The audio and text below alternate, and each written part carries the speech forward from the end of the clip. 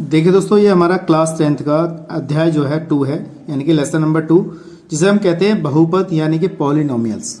तो ये जो है बहुत ही अच्छा टॉपिक है और बहुत ही अच्छे चैप्टर भी है। इसमें कम से कम आपके 2 या 3 नंबर या 4 नंबर हाई स्कूल के बोर्ड एग्जाम में पूछे जाते हैं। तो इसको कैसे करते हैं वीडियो पे बने रहिएगा, जरा ध्यान से समझिएगा। ठीक है दोस्तों, चैनल पहली बार आया चैनल को सब्सक्राइब कीजिएगा, बेल आइकन को प्रेस कर लीजिएगा और वीडियो को ज़्यादा शेयर कीजिएगा। ठीक है दोस्तों, तो कैसे करते हैं देखिएगा। बहुपद आपको पता होना चाहिए, बहुपद किसे कहते हैं। ऐसे बीजीय व्यंजक जिसमें चर राशियां केवल धनात्मक तथा शून्य घात के रूप में होती हैं। देखिए ये चीज आपको समझने की चाहिए कि चर राशियां जो होती हैं, चर राशियां केवल धनात्मक तथा शून्य घात के रूप में होती हैं, तो वह बहुपद कहलाती हैं। बहुपद कैसे कहलाएंगी, जैसे a0 a1x a2x square a3x³ plus dash dash dash xn an x की पावर n पदों तक, इस टाइप की संख्या जो है वो बहुपद हमारी कहलाएंगे। ठीक है, इसके बाद हमारे पास जैसे मैंने एग्जाम्पल दिए हैं बहुत सारे यहाँ पर, उसको समझिएगा। जैसे जिसकी घात सिंपली धनात्मक रूप में होती है और शून्याङ्क रूप में होती है, वो सब कैसे होते हैं, हमारे बहुपद होते हैं। जैसे यहाँ पे x की घात 3 है, 2 है, 1 है और 0 है, तो ऐसी घात संख्या क्या कहलाएंगे हमारे पास। जैसे x की घात 0 है, ये सब क्या कहलाएंगे, हमारे बहुपद कहलाएंगे। ठीक है, ऐसे ये वाला भी x की घात 3/2 - 3/4 x square plus 3x plus 1 और x की घात 0 है यहाँ पर, ये सब क्या है, बहुपद है। ऐसे ये भी क्या है, बहुपद है। चर की घात यहाँ पे देखिए सिंपल है, धनात्मक है। ठीक है, और इसकी घात क्या है, 0 भी है। चर की घात क्या है, 0 भी है। शून्याङ्क घात भी है। वो सब क्या कहलाएंगे, हमारे पास बहुपद कहलाएंगे। अगर केवल हमारे पास 5 भी दिया है, तो इसकी घात अगर 0 है तो इसका मान भी क्या होगा, ये भी बहुपद ही होगा।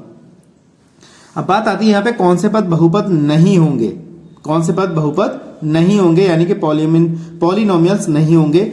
चर की घात अगर हमारी घात ऋणात्मक आ जाए और भिन्न में आ जाए, ऋणात्मक आ जाए या भिन्न में आ जाए, जैसे हमारी ये चर की घात है और ये हमारी घात जो है भिन्न के रूप में है, तो ये बहुपद नहीं है।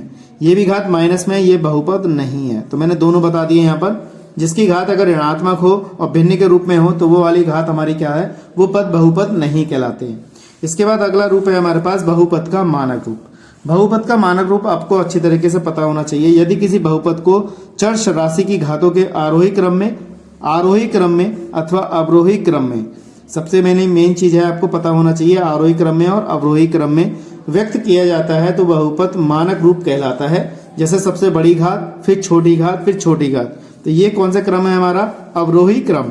कौन सा क्रम है दोस्तों, अवरोही क्रम। और सबसे छोटा, फिर बड़ा, फिर बड़ा, फिर बड़ा, ये कौन सा क्रम हो गया, हमारा आरोही क्रम। ठीक है दोस्तों, ये बात आपको अच्छी तरीके से पता होनी चाहिए। फिर सबसे बड़ी घात है, फिर छोटी घात है, फिर छोटी घात, वो कहलाएगा अवरोही क्रम। फिर छोटी घात, फिर बड़ी घात, फिर बड़ी घात, फिर बड़ी घात, वो कहलाएगा आरोही क्रम। तो ऐसे पद भी हमारे क्या आते हैं, वो कहलाते हैं बहुपद के मानक रूप। कैसे रूप कहलाते हैं, मानक रूप कहलाते हैं। इसके बाद हमारे पास है बहुपद की घात। किसी भी बहुपद में अगर चर की घात केवल चर की घात की उच्चतम घात वाले पद की घातांक होती है, जैसे यहाँ पे सबसे बड़ी हमारा एक बहुपद लिखा हुआ है, इसकी सबसे बड़ी घात हमारे पास ये है, तो ये जो घात है हमारे पास, ये घात कहलाएगी हमारे पास कितनी, 5। तो सबसे बड़ी घात जो होगी, चर की घात जो सबसे बड़ी घात होगी, वही हमारी क्या कहलाएगी, घातांक कहलाएगी। उसको हमने लिख दिया। अब जैसे इस वाले बहुपद में सबसे बड़ी घात क्या है, हमारे पास 2 है, तो यहाँ पे हमने 2 लिख दिया, तो यही क्या है, हमारे पास घातांक है। इसे कह सकते हैं बहुपद की घात। मैं समझता हूँ आपको अच्छी तरह समझ में आ गया होगा।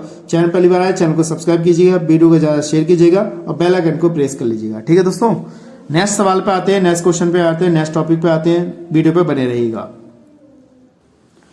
देखिए दोस्तों, अगला है, यदि द्विघात समीकरण द्विघात बहुपद है ax² plus bx plus c बराबर 0 के शून्याङ्क, यानी कि मूल, शून्याङ्क की जगह हम मूल भी कह सकते हैं, अल्फा और बीटा हों, तो मूलों का योगफल, यानी कि अल्फा प्लस बीटा, मूलों का योगफल, 2 मूल होते हैं हमारे। अगर द्विघात समीकरण है तो उसके 2 मूल होंगे, अल्फा और बीटा।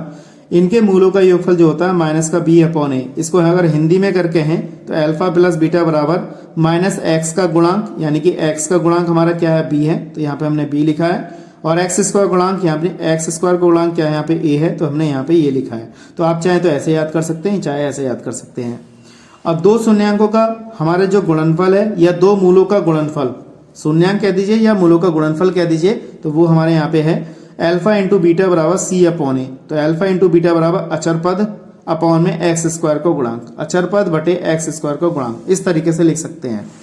अगला है हमारे पास, अगर हमारे पास तीन घातीय, अगर हमारे पास बहुपद दे रखा, त्रिघातीय बहुपद दे रखा है, यदि त्रिघातीय बहुपद है a x cube plus b x square plus का सी एक्स प्लस डी बराबर 0 के मूल अल्फा बीटा गामा, या कह सकता है मूल की जगह शून्यांक भी कह सकता है, तो अल्फा बीटा गामा हो तो मूलों का योगफल, तो माइनस एक्स स्क्वायर का गुणांक बटे एक्स क्यू का गुणांक लिखेंगे alpha plus beta plus gamma, क्योंकि तीन मूल दे रखे हैं यहाँ पर, alpha plus beta plus gamma बराबर माइनस का बी अपॉन ए, क्योंकि एक्स स्क्वायर का गुणांक जो है वो बी है तो हमने बी लिखा है, एक्स क्यूब का गुणांक यहाँ पे हमारा ए है, यानी कि इसकी जगह पे हमने ए लिखा है।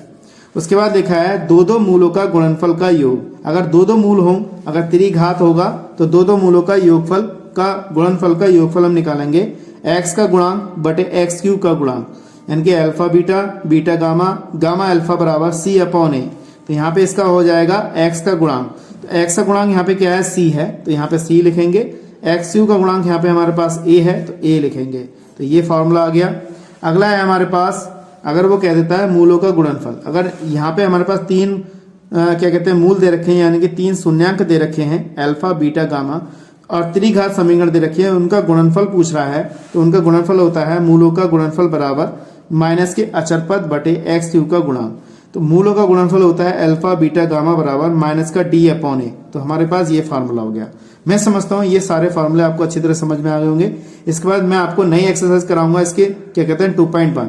ठीक है दोस्तों, तो आज के लिए इतना ही, नेक्स्ट वीडियो में मिलेंगे ऐसे इंटरेस्टिंग टॉपिक के साथ, ऐसे इंटरेस्टिंग वीडियो के साथ। आज के लिए इतना ही, जय हिंद, वंदे मातरम। इन सभी सूत्रों को आप याद करिएगा अच्छी तरीके से।